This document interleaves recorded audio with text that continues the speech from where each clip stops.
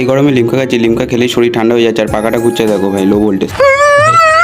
ও হ্যাঁ, আজকে আমি মাসির বাড়ি এসেছি ঘোড়াছুটের মেলা দেখতে, ঘোড়াছুটও দেখতে। আমি একা নয়, দেখো কত লোক এসছে ঘোড়াছুটের মেলা দেখতে। ভলেন্টিয়াররা দু সাইডে দুটো লোক সরিয়ে দিয়েছে, মাঝখান থেকে ঘোড়াগুলো যাবে আর আমি যেখানে দাঁড়িয়ে আছি সেখান থেকে ঘোড়া জাম মারবে আর ওই দূরে ঘোড়া ছেড়ে দিয়েছে। ফাইনালি ঘোড়াগুলো সামনে চলে এসছে। ঘোড়াছুটের 3টে রাউন্ড, ফার্স্ট রাউন্ড আমরা দেখলাম। ঘোড়া ছুটে হাঁপিয়ে গেছে, ছোলা খাবে, কিন্তু ঘোড়া ছোলা খাবে কি? পিঙ্কিদি বলে ঠান্ডা জল খাবে।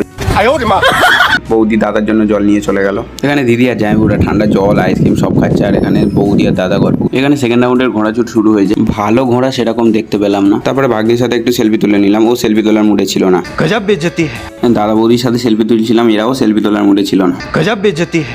এরপর থার্ড রাউন্ডের ঘোড়াছুট শুরু হলো, যারা জিতবে টাকা পয়সা দেবে। ঘোড়াছুট শেষ হয়ে গেলে সবাই এবারে মেলা থেকে জিনিসপত্র কিনবে। এগুলোর জন্য মার কাছে বায়না করতাম এবং বকাও খেতাম। যেটা যারা মেলা অসম্পূর্ণ, এটা তো মেলাই থাকবে জিলাপি। আর এখানে দেখেছো খাট আলমারির দোকান বসেছে। আমি আর সায়ন ভুট্টা খাবো। ভিডিওটা ভালো লাগলে লাইক, শেয়ার এন্ড সাবস্ক্রাইব করবে।